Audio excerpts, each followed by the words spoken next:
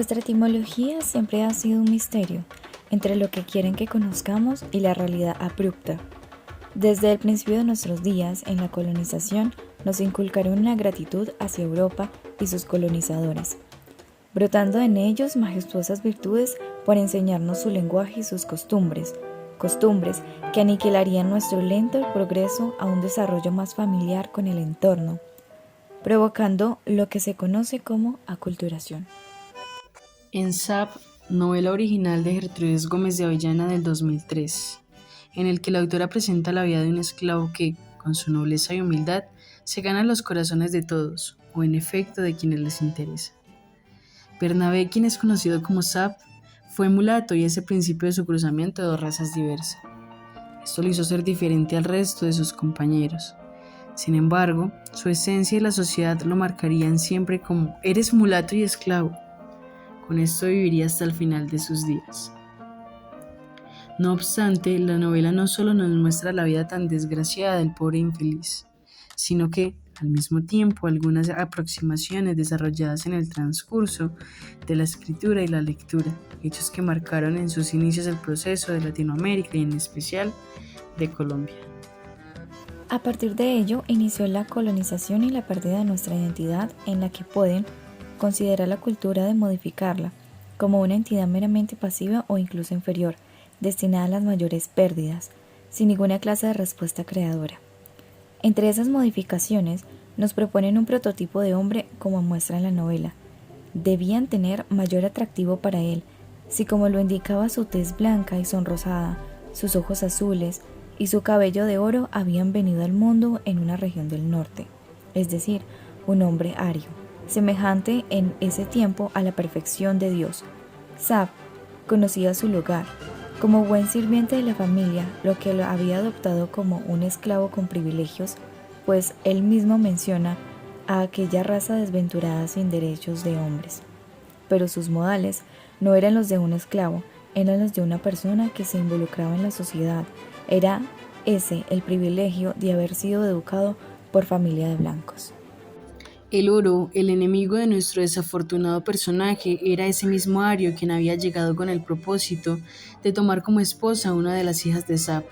Enrique Otway, un educado de la codicia y especulación, rodeado desde su infancia de una atmósfera mercantil.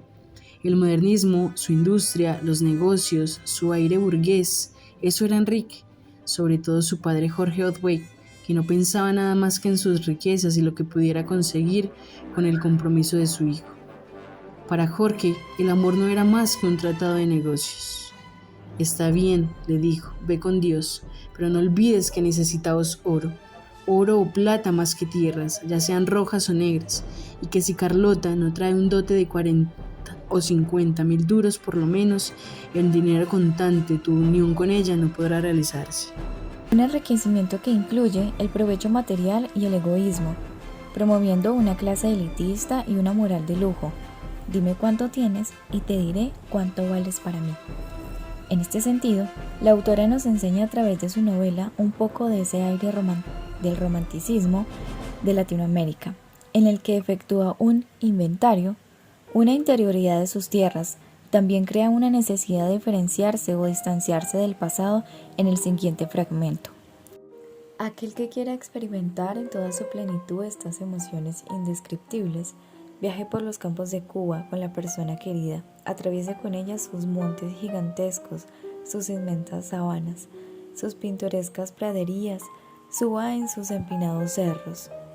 Entonces sentirá aquella vida poderosa, inmensa, que no conocieron jamás los que habitan bajo el nebuloso cielo del norte, pero que no intenten encontrarlas después en el cuello y en la tierra de otros países.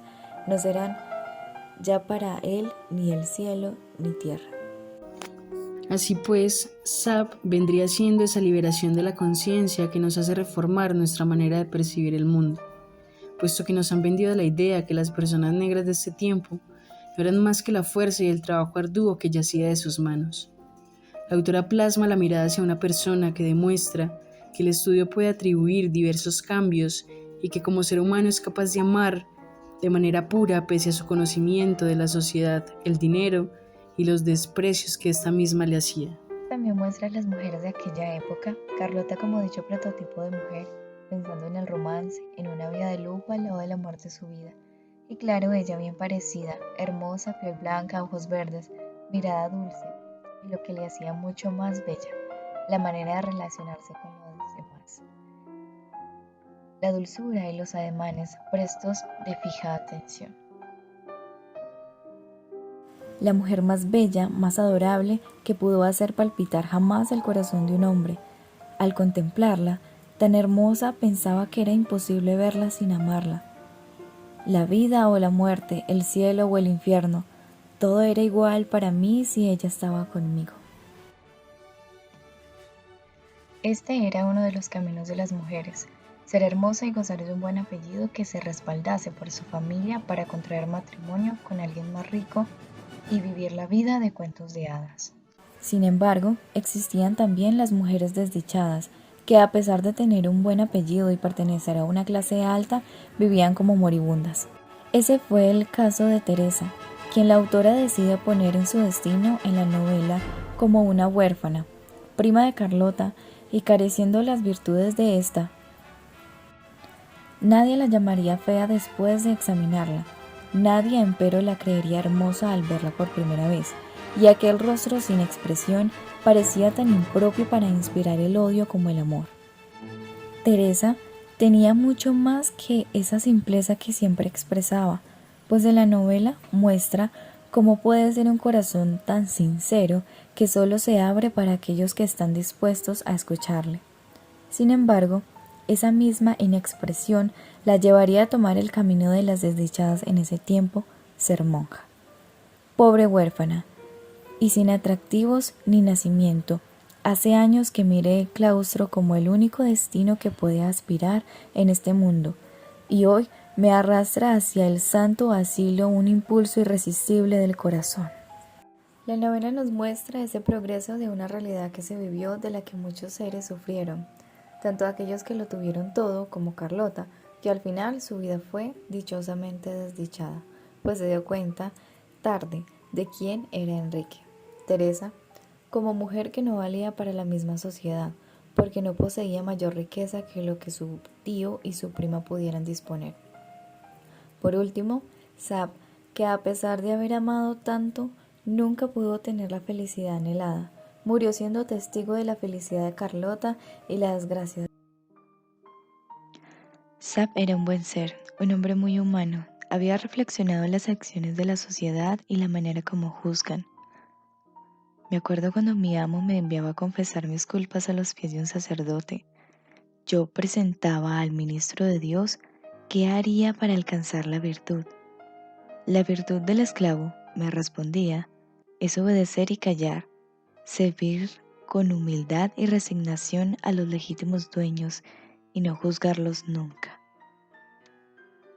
Al final, la autora nos relata una realidad más solvente con nuestro presente, que somos entonces las mujeres y que hemos sido, las mujeres, pobres y ciegas víctimas. Como los esclavos, ellas arrastran pacientemente su cadena y bajan la cabeza bajo el yugo de las leyes humanas. Sin embargo, somos el peligro de aquellos hombres que siendo esclavas nos tienen miedo, pues solo nosotras podemos elegir y dar opinión de la condición viril inadecuada. Mujeres, en su imagen diabólica angelical. La condición de esclavitud no la ha dado el hombre como enfermedad. Enfermedad que es culpable del retroceso del mundo.